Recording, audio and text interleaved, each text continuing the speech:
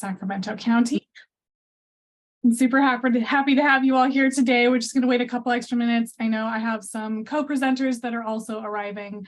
I see 2 of them so far, and I'm waiting on another. So thanks so much.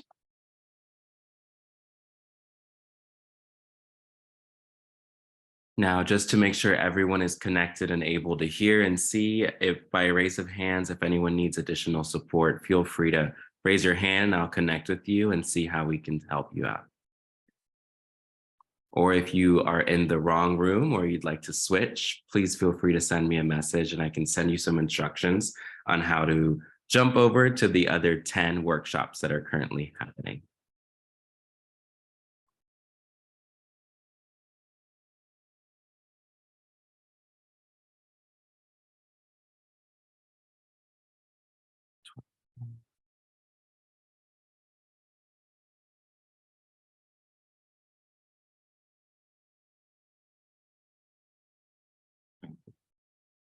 All right, the number seems to be actually, we just had a new one.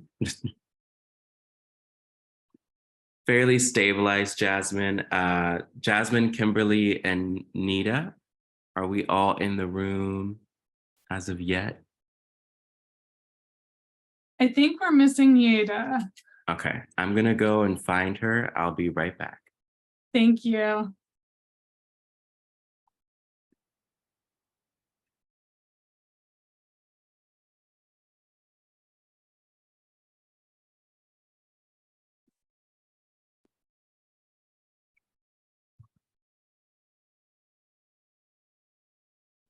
And I know there's a lot of folks dropping in the chat. If you can just raise your hand and then come off mute just to share which room, just so we can track that easier. But I know I'll jump to Yvonne Neely. Which room would you like to go to? 11. Great. Thank you. Beatrice, which room would you like to go to? Number 8, please. Okay. Everybody sitting in silence. So I don't mind kind of getting the ball rolling. I want to make sure everything's recording though. So it sounds like it is. And I believe I got her into this room. Perfect. Yes, there we are. All right, thank you so much. Okay, so I'll go ahead and get started. I'm going to go ahead and share my screen.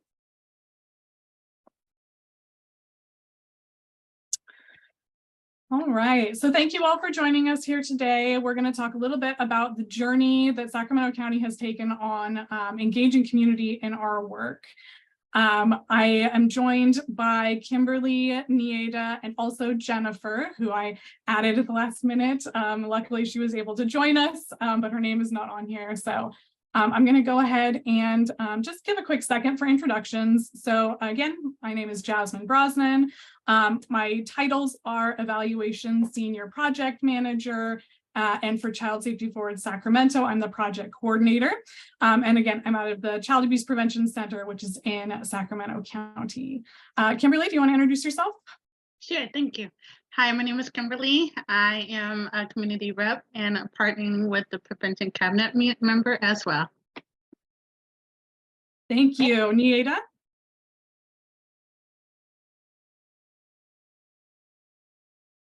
Oh, I'm talking to myself. I was on a mute. I'm at work, so bear with me. I'm Neada.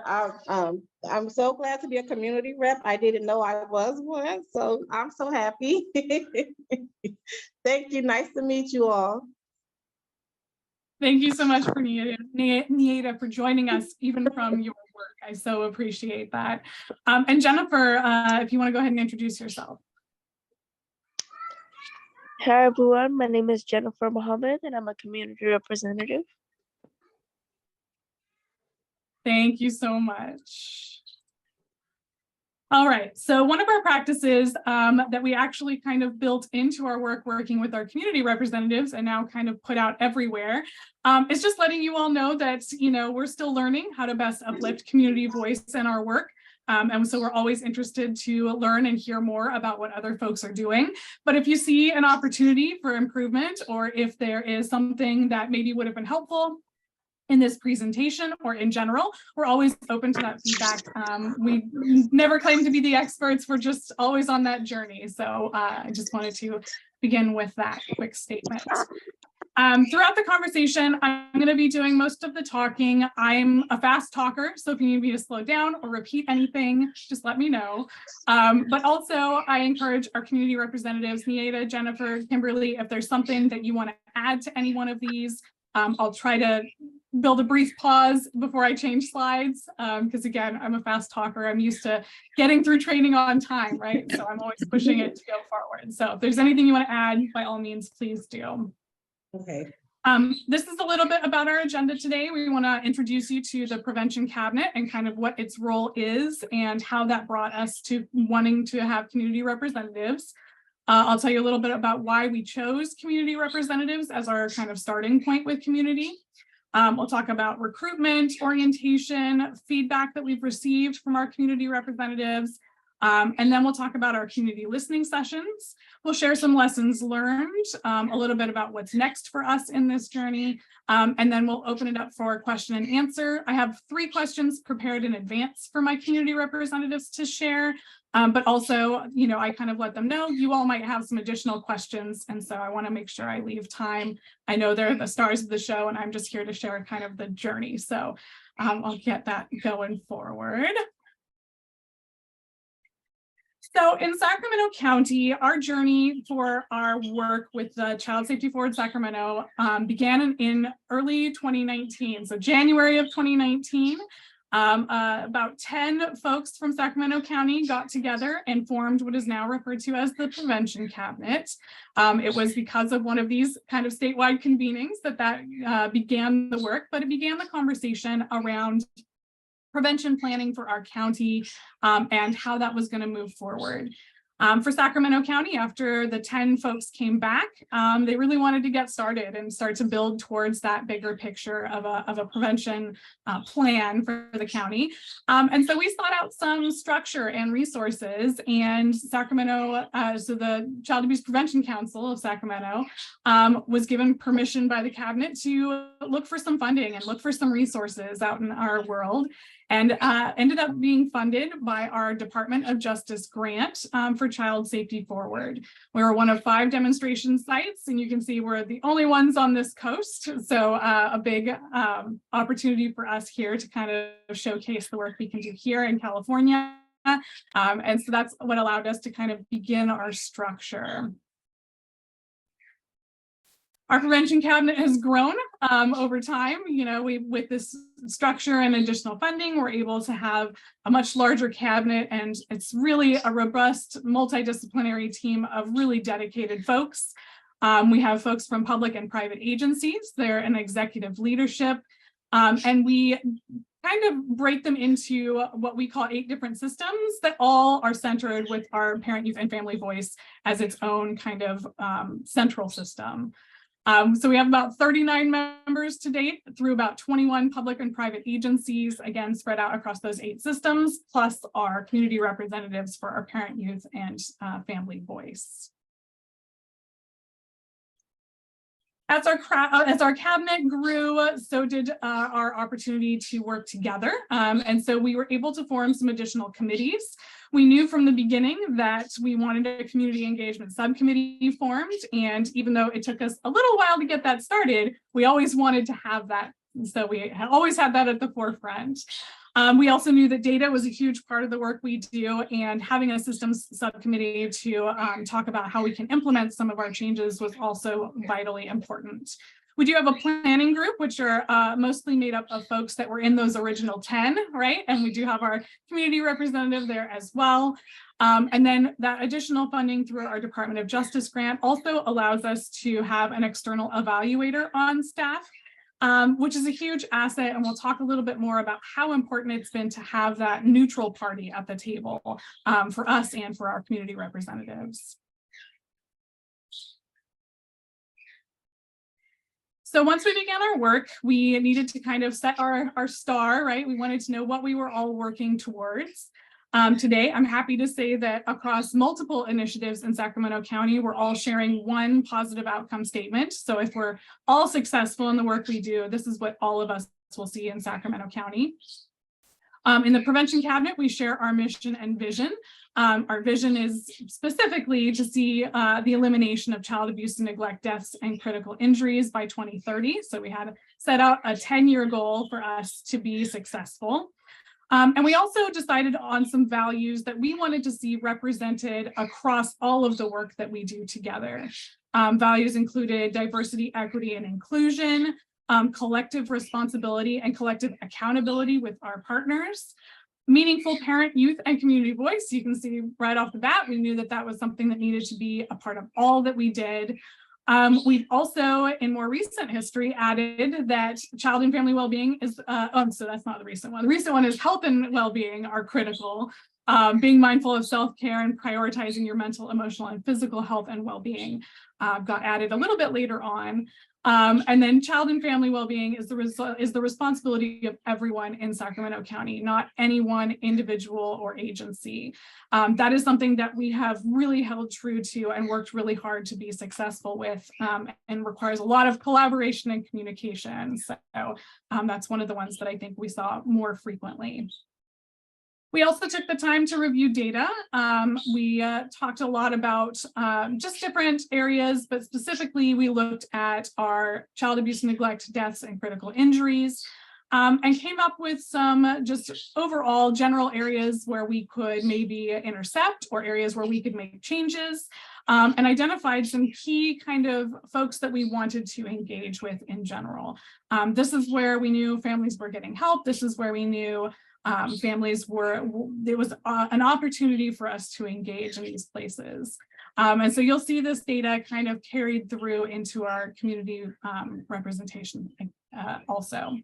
I'll slow down a little bit. Again, I know I'm a fast talker. I just kind of plow through, but we're trying to get to the community part of the conversation. So please let me know if you have questions.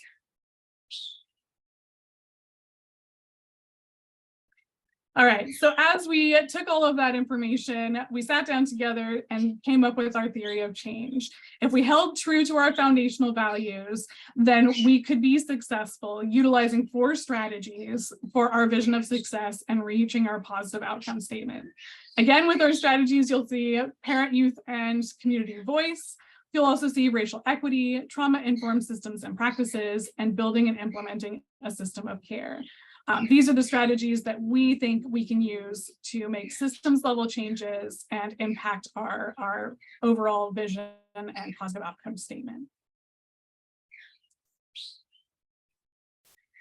So why did we choose to engage community representatives as our starting point for our community bringing community to the table? We knew we wanted to uplift community voice, but we also knew that we weren't the ones to really decide how to do that.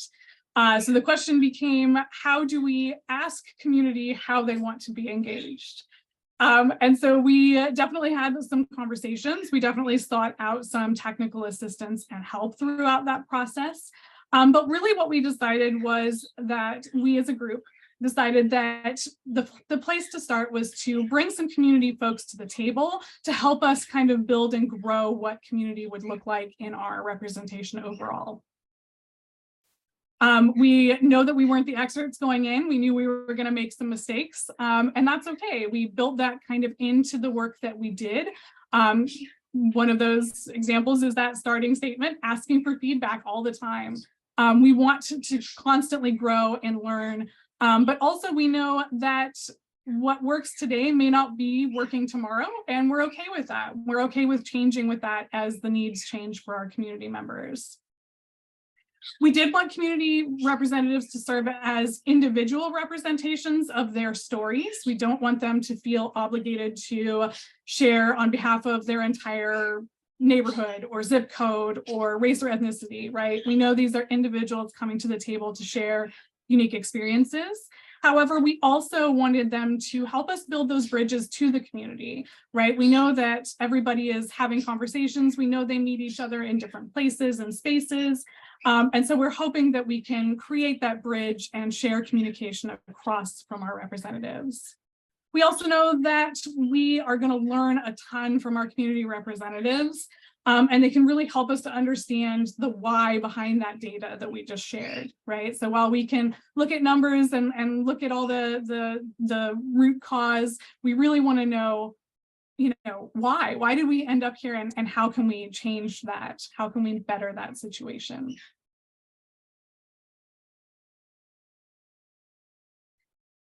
So as we decided that we wanted community representatives, we had to decide how we were going to bring folks on. We wanted to be specific and intentional with our representation, right? We knew we needed certain people at the table to share certain aspects and to make connections in our communities of the highest need.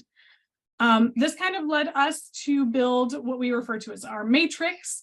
And our matrix basically took the data that we shared at the beginning and identified some key areas where we knew we needed to make connections. So I'll show you what that matrix looks like in just a minute. But understand that when we built this matrix, it was never about saying no to someone or excluding someone from the table. It was always about making sure that there was diversity at the table. We wanted to make sure that we touched all those key areas, but also that we could continue to touch those areas that maybe we're not really aware of, right? We might learn about something new that we really need to access. And so that's an opportunity for us to keep that diverse. We used, as I mentioned, that data to inform that matrix, and it was not intended to exclude anyone. We also didn't want to say no to anyone. So just because somebody applied and maybe it wasn't the perfect fit, maybe it wasn't a good fit for timing, right? You know that Neada is joining us from work right now. That's a challenge, and that's a choice that not everybody is willing to make, right? And so we know that sometimes when we meet with folks or when they apply and we talk about the commitment, it's not going to work for everybody. So how can we engage everybody? And so we set out as a team to find alternative ways for folks to join. Maybe they couldn't make those prevention cabinet meetings, but they could make one of our subcommittee meetings. Come and join us on a subcommittee, help inform that conversation. Maybe those meetings just aren't their jam and they're not really into that. That's totally fine. We knew we were going to explore other opportunities in the future. So then the question becomes, are you okay with me to continue to contact you? If we have a question, just a general survey question, can I reach out to you? If we start doing town hall meetings, do you want to be invited to those? And so trying to find ways to never say no to someone just because something becomes a challenge, right? We've had folks ask, if they were going to get kicked off the team, if they couldn't attend anymore for whatever reason. It's a totally relevant question and just not something that we consider necessarily. But being able to have that open dialogue and make plans around that. So for us, we happen to record our prevention cabinet meetings. It's okay if you want to watch that meeting and then share your information with us at a later time. What we want is your feedback and your help through this. And so we're going to find ways to make that work for everybody. Where that commitment is, we want to support that commitment. And so finding those new and adjusting, being flexible with those new ways to not say no to anybody has truly been one of the best learning experiences. So this is a little peek at our matrix. I know the print is probably a little small, but I have lots of resources for you in our folder. So I encourage you to go look at that Google Drive folder. And I'll try, if I can, multitask. I might drop some stuff in the chat as well for our PDFs. But you can see kind of what we wanted to see in our diversity. We wanted different types of caregivers at the table. We wanted someone who had a teen or young adult parenting experience.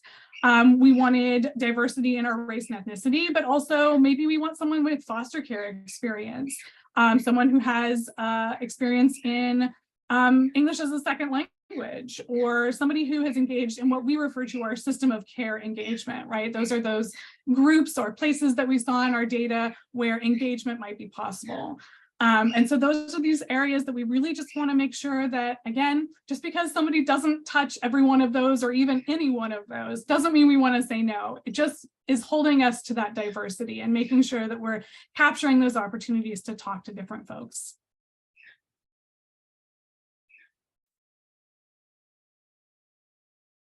So then we had to create our application. We utilized that matrix to inform our application. That I did provide our application in a PDF format. And so you can go and find that in that folder. And again, if I have a chance, I might pop it in chat maybe a little later. But we used that matrix to inform our questions, and we made sure that we did kind of a yes, no general answer.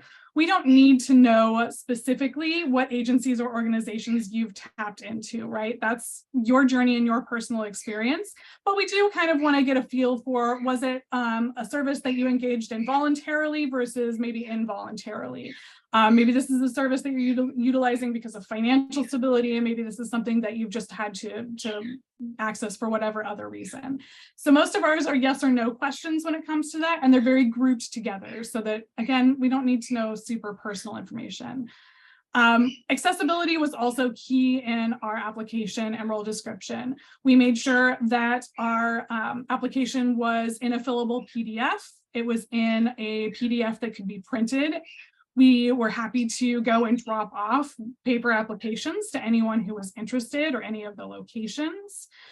We also put it into SurveyMonkey and made it possible for folks to access it via a link or via a QR code, whatever works, right? We're open. We want to make this as easy as possible. I think I have an application in just about every format. I've had people take pictures of their written one and send them to me. I'm fine with that. We just want to make sure that we are as accessible as possible. We're currently also in the process of building a web page where we can post that and then post our QR code there and get folks in that capacity as well. And that can be shared by all of our partners and kind of further that outreach one step further.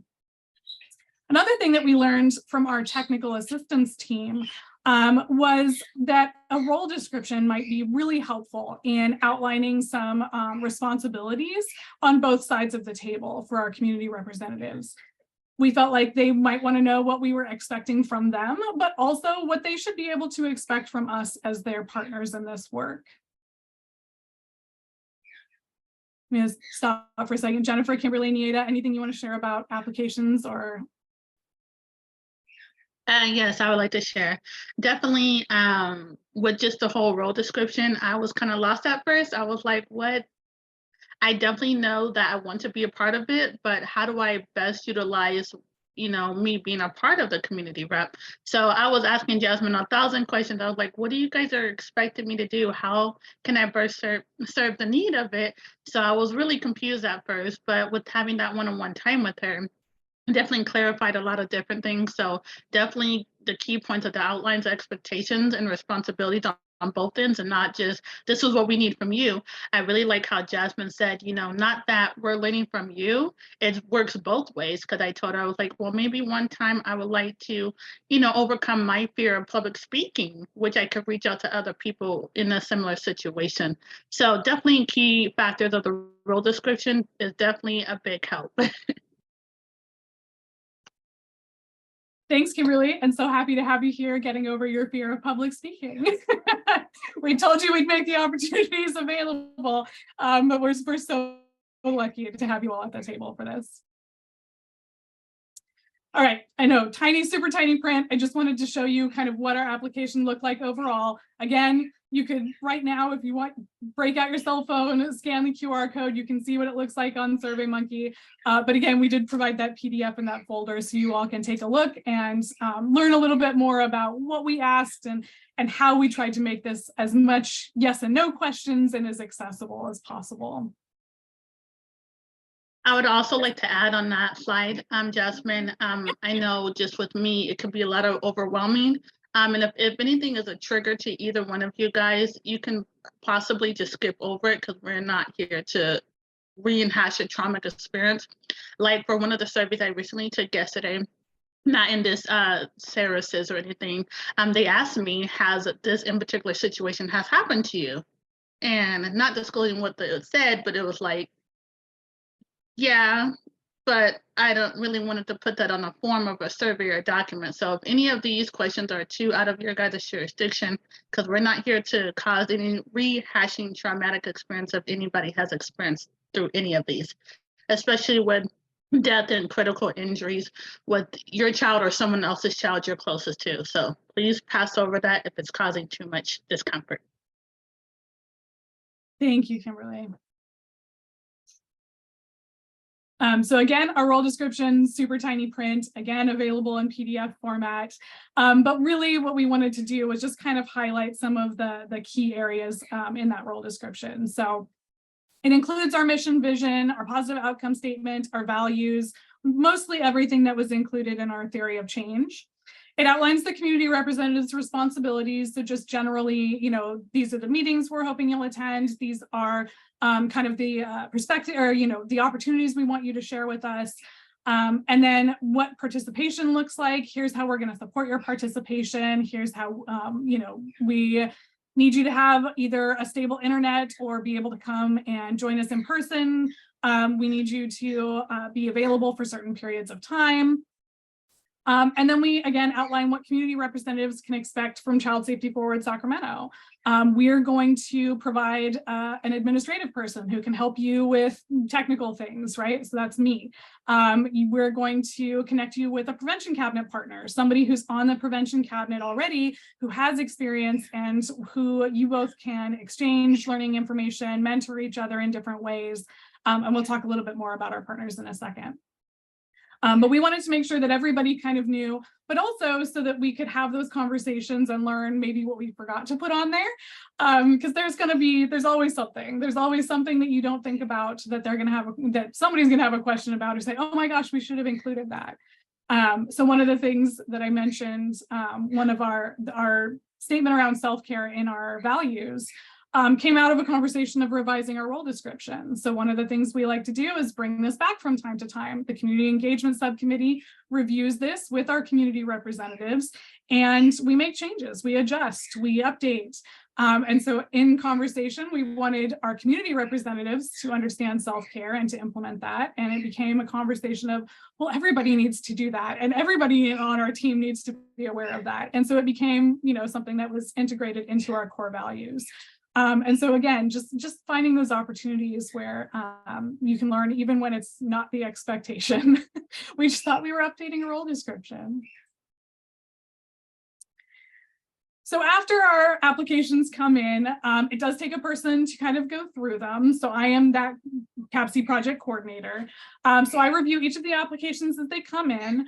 I make sure that they're complete. I make sure that there were no things left out or things that I didn't need clarification on. Again, we're not going to say no. So it has to be something like maybe I don't have a contact phone number or something. And so I might reach out and make sure that that the way they want to be contacted is via email or however that might be.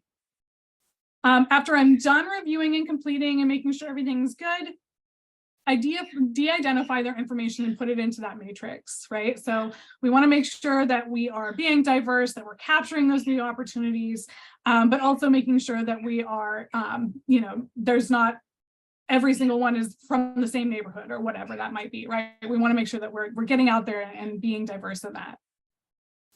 After the matrix is finished, it goes out to our community engagement subcommittee who review it and approve it. Once that approval happens, we invite our community representatives to a 30-minute conversation.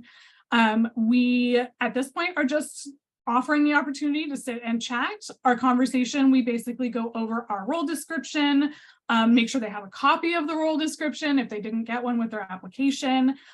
We talk a little bit about, again, kind of opening up the conversation around our mission, vision, and values, right? That's a lot to take in all at once. And then we ask a couple of kind of key questions about why they want to join us, what they hope to learn from us, what we can, what they would like us to provide to them, and just kind of have a conversation. We also are really careful to make sure there's time at the end of that meeting for them to ask us questions, right? We want to know what they want to know. And that allows us to then update that conversation for the next go around. Finally, once that conversation, our conversations are attended by typically 3 people. Myself as the person who is more there as a technical assistance. I'm the one running the PowerPoint, doing the Zoom, all of that stuff. We also invite a community representative. So we have 5 currently. So one of the 5 gets invited to that conversation. And that's really just so that if our applicant has a question specific to a community representative's experience, they can ask a community representative right there in that conversation. And then finally, we open up the conversation to anyone on the prevention cabinet to come and sit in and just help and participate and maybe talk a little bit about their experience in the prevention cabinet. We've had all sorts of different folks come and join us for those. It really just depends on who's free that time that day.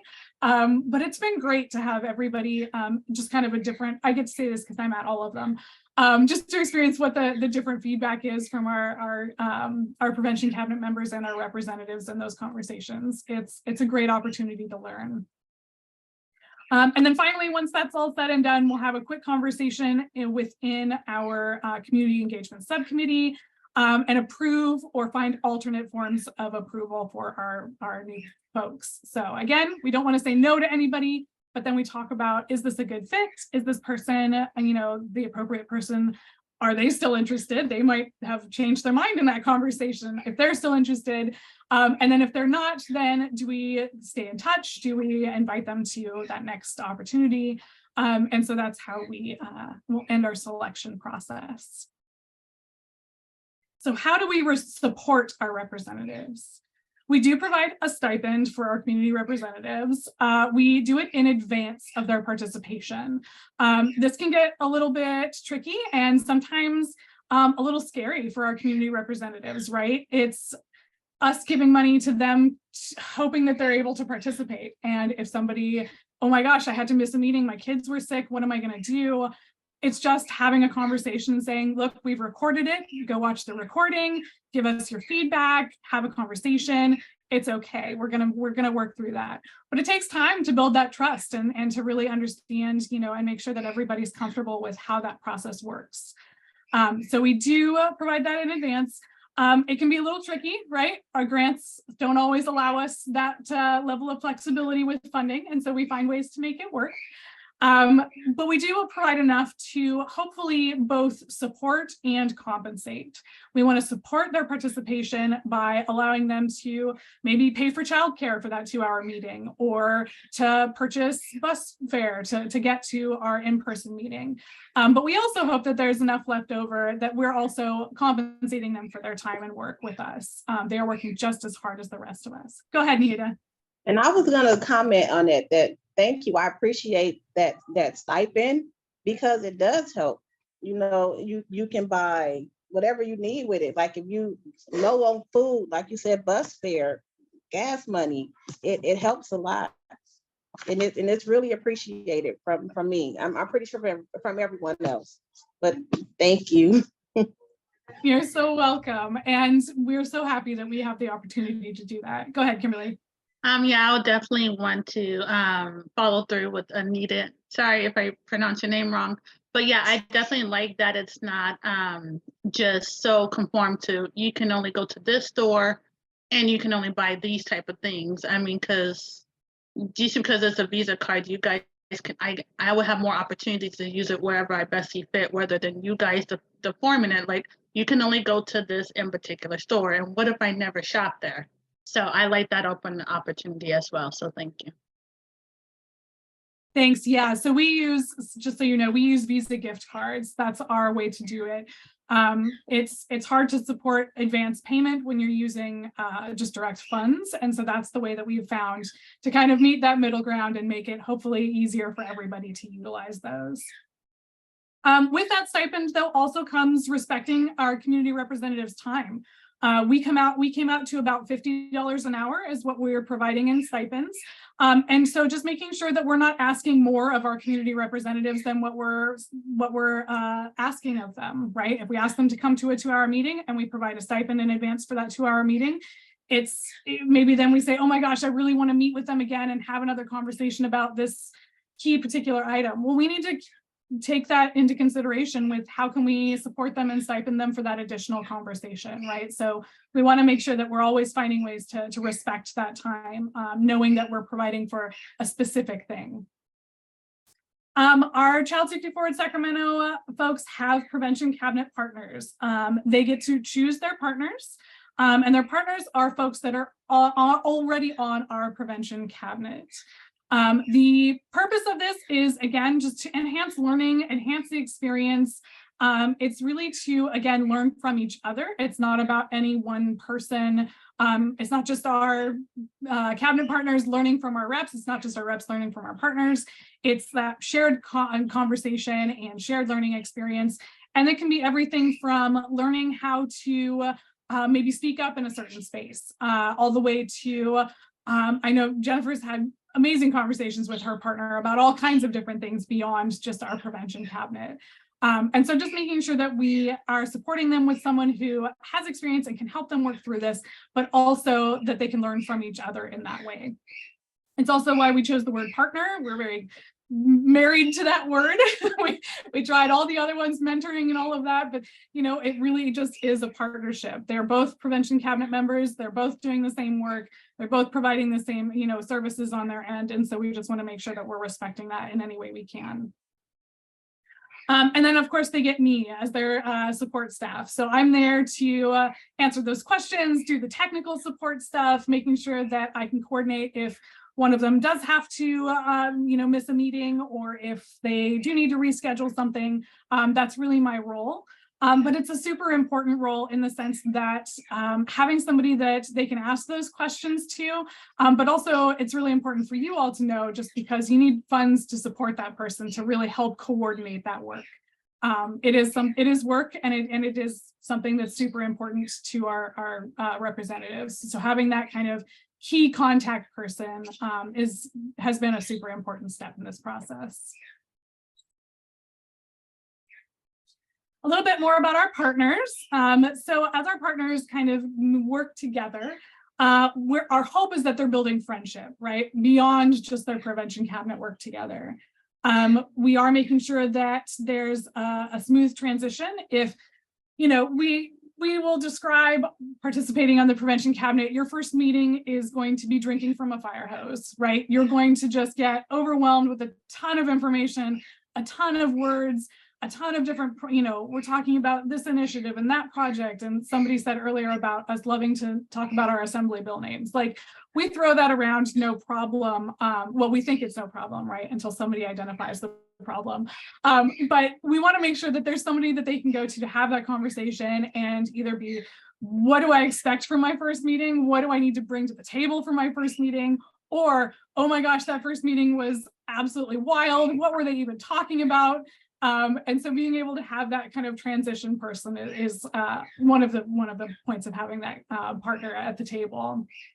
Again, enhancing the learning on both parts, briefing and debriefing, after we have some of those more difficult conversations, like Kimberly pointed out, sometimes we're going to talk about things that are difficult to talk about for anyone. And so having somebody that they can kind of debrief with, or who they can reach out to for other resources and things is super important as well. This is our prevention cabinet partner role description. So since everybody else gets a role description, our partners needed one too. And really, it's very similar to our members, our community representatives role description. Again, it's talking about their purpose, why they're at the table, what their expectations are, what our community reps can expect from them, what they can expect from our community reps, and how the cabinet will support them in that process. That PDF is also in that folder.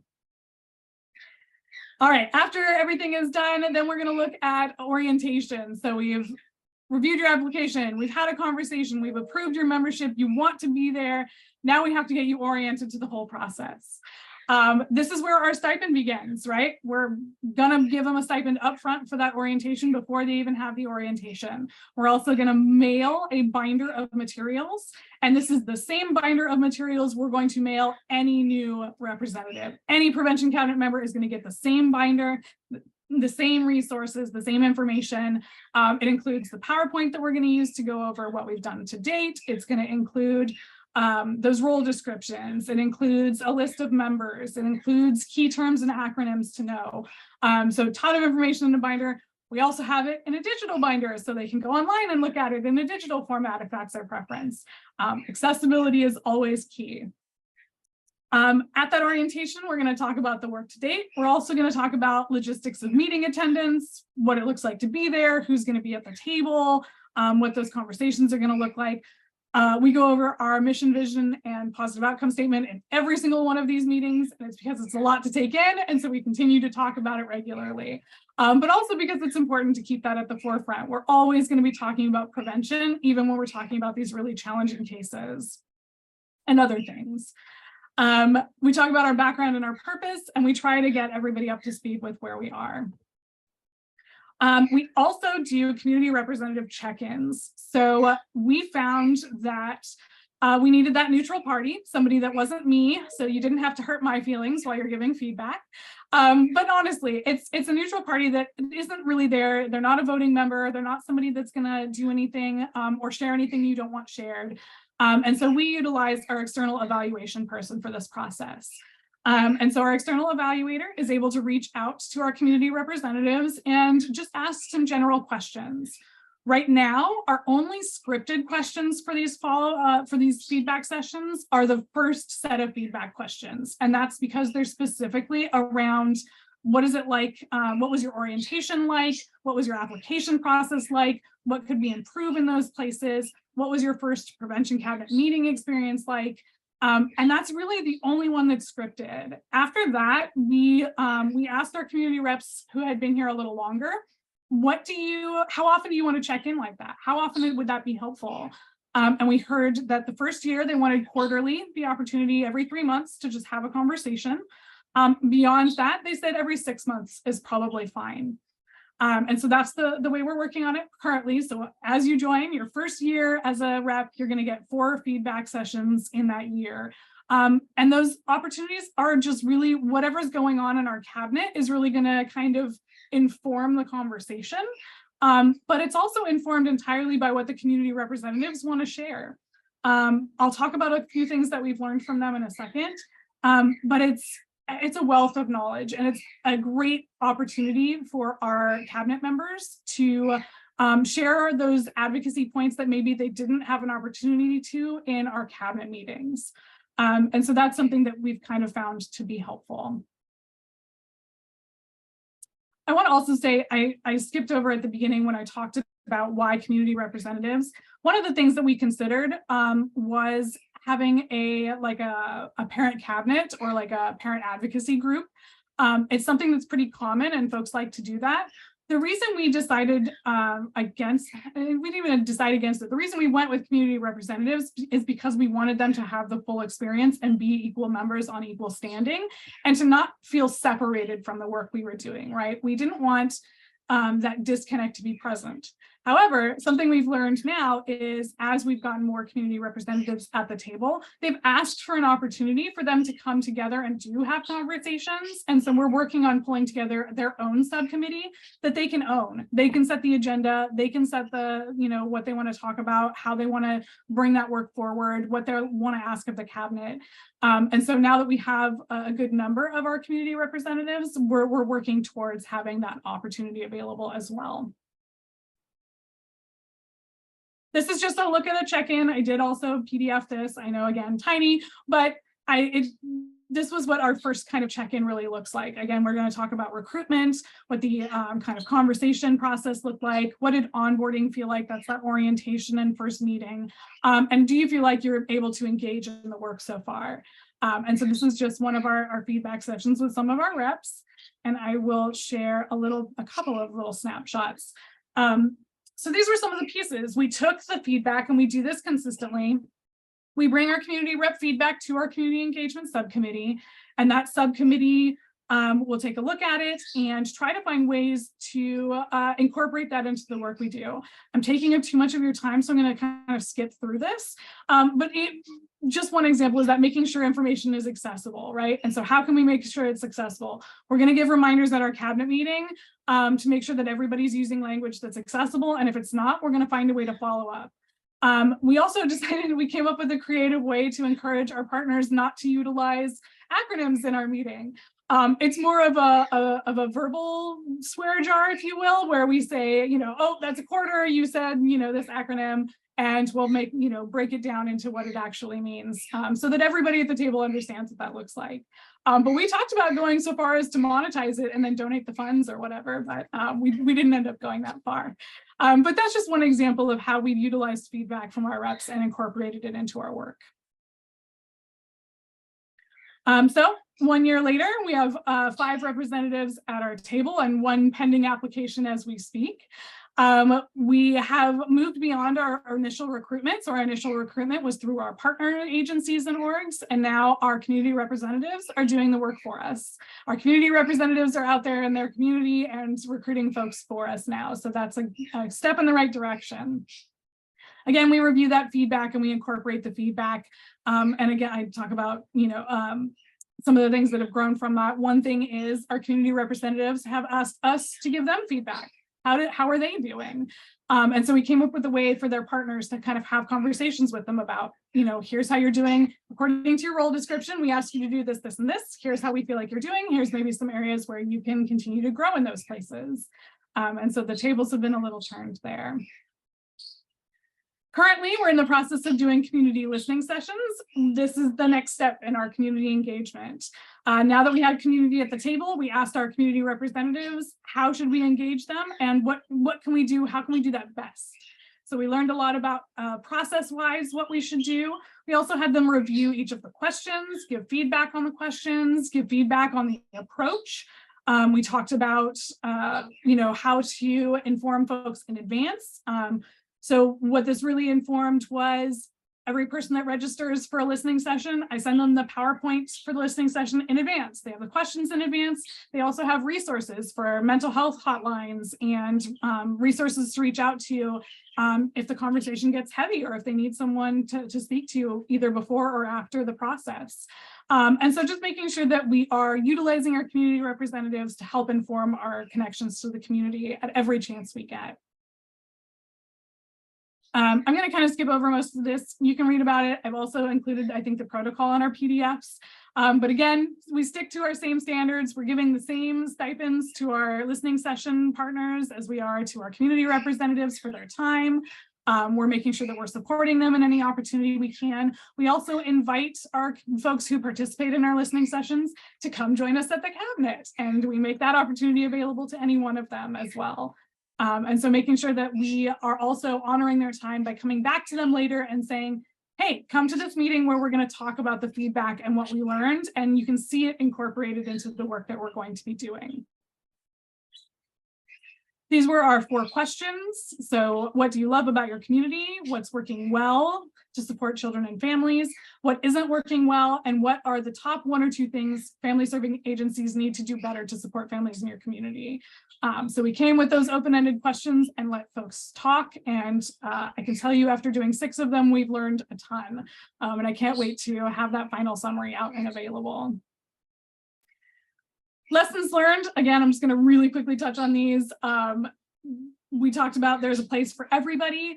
Our biggest, this didn't happen overnight for our cabinet, right? We started our prevention cabinet in January of 2019, and we didn't start with community representatives until I think July of 2021. So we didn't jump right in, right? We took very tentative little baby steps and got there.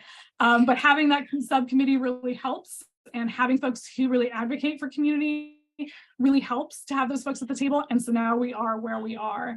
So don't be afraid to try something or anything, just try. It's okay to continue to learn. It's okay to make those mistakes, but just get out there and be honest about your experience, and be honest about what you're looking for when it comes to participation. If you can only engage community in a certain capacity, make sure that you're honest with community and tell them that.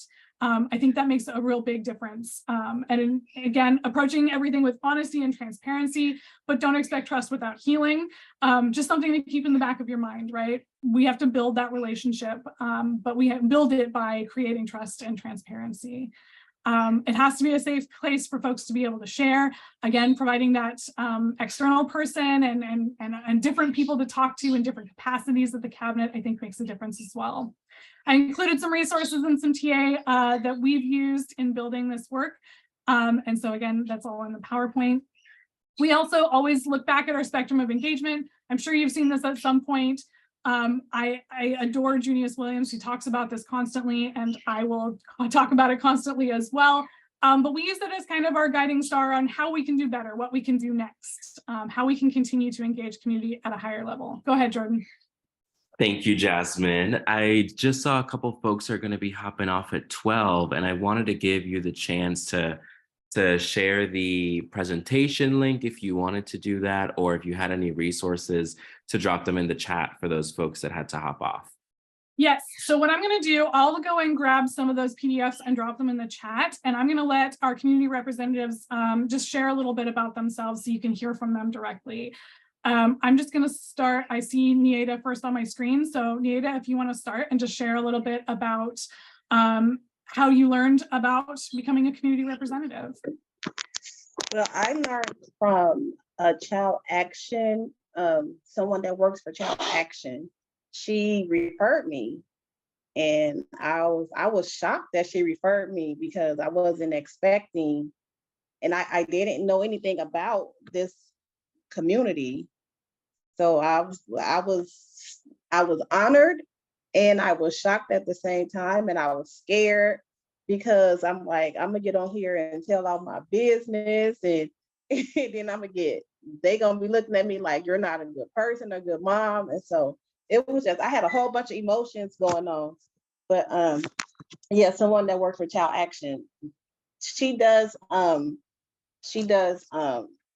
trauma-informed care meetings. And during the meetings, I guess she saw something in me that she was like, and she come and help me with my class. So it's somebody that I look to as a mentor. So I guess she saw something in me that said I can benefit from this, and I am benefiting from it because I love the resources. I love to give parents resources and hope they take it to heart and use it. And I know I'm jumping off the subject, but Miss Scott is her name. She referred me. Thanks, Neada. You're totally fine. You're happy that you can share whatever you're comfortable sharing. Kimberly, go ahead. Yes. To be honest, it all started within the home. I had to go through an experience personally where I needed to start advocating for myself, follow through with my children. And then it all started with me attending a workshop at Folsom Cordova Partnership. It was a parenting class, and it was really good. And it's just like one thing led to another. Then I was able to attend a community listening session, and I kind of just took the reins and kind of just led the group. I notified, thank you for sharing. Thank you, this is a safe spot to say whatever it is you need to say. So then one thing led to another, and then they were like, oh, you should definitely participate as a community rep, because my heart is in it to advocate for those who can't speak for themselves. And here I am now. So I've decided who I was going to partner up with. I'm definitely going to be partnering up with Stafford Youth Center. So. Great. Thanks, Kimberly. Jennifer, do you want to share a little bit? Yes, so as of right now, I am a member of about 20 organizations. But when I first started becoming a member, I was at, I would say, about my 7th organization. So somebody that I'm connected through First 5 and Sec Family Connect, she spoke to me a little bit about this is something that you might be good for, and you have a lot of lived-in experiences. So, and I see you going this route a lot with kids that are 0 to 5, and a lot of information regarding kids and trying to prevent abuse. So I was referred through one of my mentors that is a member of 2 different organizations too. Thank you. So the next question is, what do you like about the Prevention Cabinet, and what might we do differently to create a safe and trusted place for you all to share? So we'll start. Kimberly, why don't you start here? What I liked about and what I still like about the prevention cabinet, I definitely like there's a lot of diversity. There's at least one or two main people in different departments as the whole well-being of the child or the family, and it's not just one and here and there. So that's what I definitely like, the diversity of the prevention cabinet. I'm also that since I've been a part of it, I definitely feel well heard. And not necessarily that everybody's trying to come out and fix me. I like the more perspective of I feel heard, and that's more than enough. And that's how I can start building trust. Let's see, what would I like the prevention cabinet to do differently to continue to further along a safe and trusted space? Is definitely would have to be that, in certain topics and stuff, it could definitely cause a traumatic experience. So not feeling like they have to rush or they have to be quiet about a certain situation. It's just like, again, it goes back to thank you for hearing me out, and not necessarily you needed to fix me unless I ask for help. So that's definitely a key factor, which definitely that causes into the emotional aspect of it. So just being mindful on both parties of that as well. Thanks, Kimberly. Jennifer, do you want to share? Yeah. So I would say I like everything because when I first started, as any new member would be, I was a little bit shy. And then after I would say the second or third month, I see myself speaking up more, and then even getting partnered with somebody that turned into a friendship now.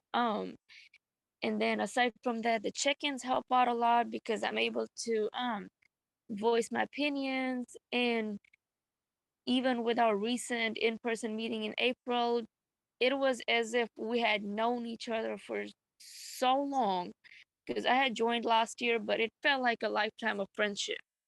And so I would say everything is great, from the partnership, from the experiences, from voicing our opinions, and even the experiences that we get along the way.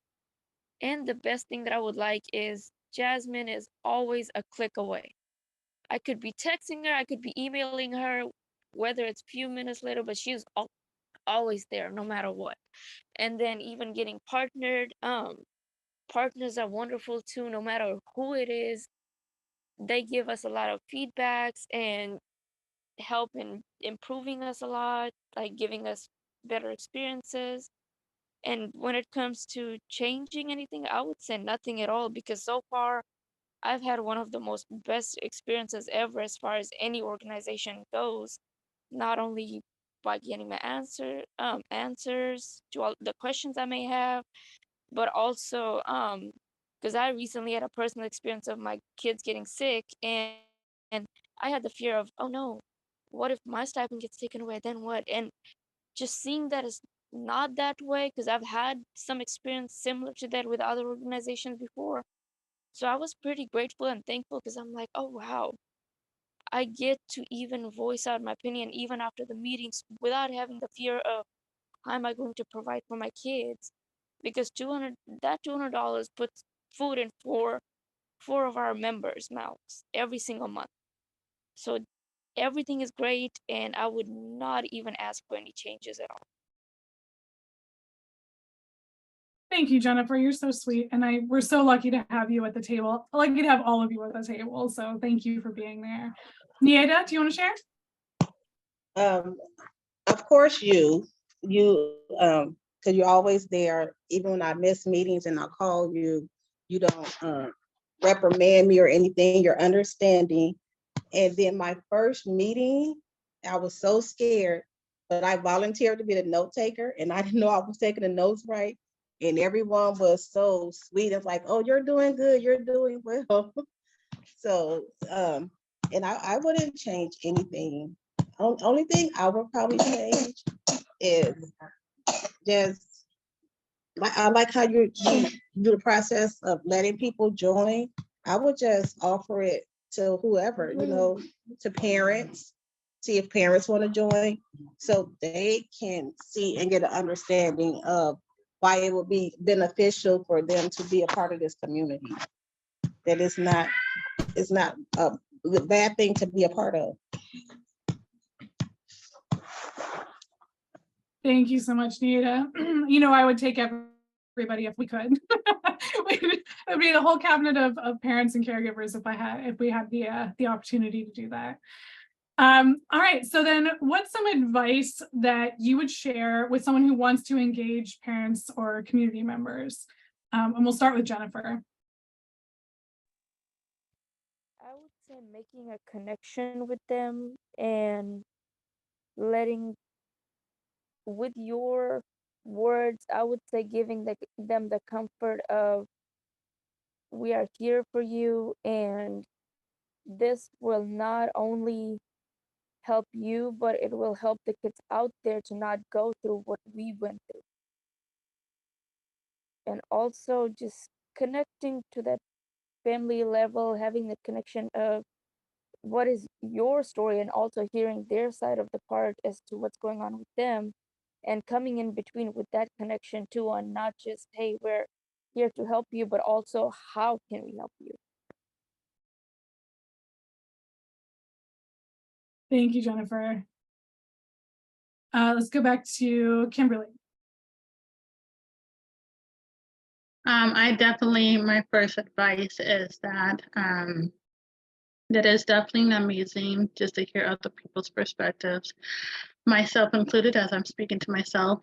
Usually I make it's all about me and I'm the only one going through it. But when you hear from a different perspective, it just changes, and it's just like, wow, I'm not the only one going through these struggles. And everybody, try to get to the point where, you understand, but it's just like, once you really hear people out, it just makes it a big difference. So I would definitely say that they definitely, just from my own personal experience, you guys definitely hear people out and not necessarily a one size all fits all. So I definitely would encourage, parents and caregivers, like, if you ever want to be heard, like, this would be the place. Because I know a lot of other things is like, yeah, we hear you, but then we're going to pass on. But this is one of the areas where I truly feel heard. So. Thanks, Kimberly. And Neada? So I'm already trying to recruit. I have one of my coworkers, and I'm always suggesting that she join this committee.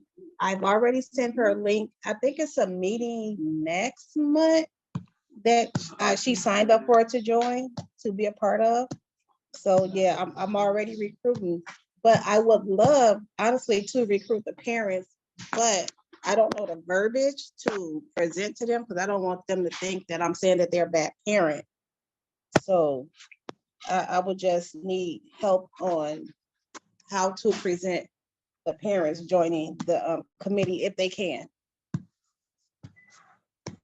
Thanks, Neada. Yeah, so one of the things that we are working on currently in both our community engagement subcommittee and in our systems subcommittee is working on that elevator pitch, right? So working on making an accessible kind of 3-sentence statement that everybody can understand what we're looking at doing, and making it, we're actually actively trying not to use anything to do with child abuse or neglect or anything like that, and trying to find the best way to talk about what our goals are, and how we're going to reach that positive outcome. So thank you so much for sharing.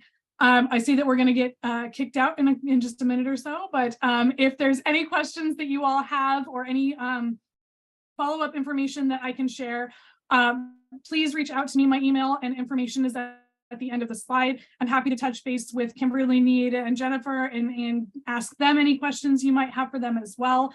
So please feel free to reach out to me with anything that you might be interested in. I did throw in the chat the PDFs, those are all in that same folder. But so if you can't catch them from the chat now, they're all in the folder, the Google folder that Jordan and Sadie shared. So thank you so much. And just jumping in here really quick, Jasmine, Kimberly, Neada, and Jennifer, thank you so much for being here today. All of your stories about the impact that this program has had is honestly, it brought so much joy to me just listening to all of you speak. And I'm sure it probably did the same for many of you being here. I did want to remind folks before they jump in and ask questions that we will be doing our best at Strategies to send out all of the attachments that Jasmine has so kindly dropped in the chat, specifically the presentation, and send it out to the 30 folks that were registered for this workshop. So feel free to get the information from there and not have to download it yourself, and that way you can enjoy what remains of the convening today. I did want to take this time for folks to jump in and ask any questions. And I also wanted to thank Kimberly, Neada, and Jennifer for being here, sharing your stories, and honestly having such a big impact, not only here, but on where these programs can go nationwide and beyond. So thank you so much for being here. And any questions, just raise your hand, and Jasmine, feel free to jump on.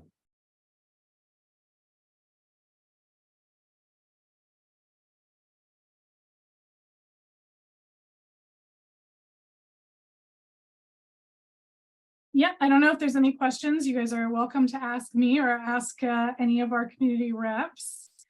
I'm looking to see if there's anything I skipped over that would be helpful. I can go back to kind of our what's next. And I mentioned our community representative subcommittee. We're working on getting that up and going.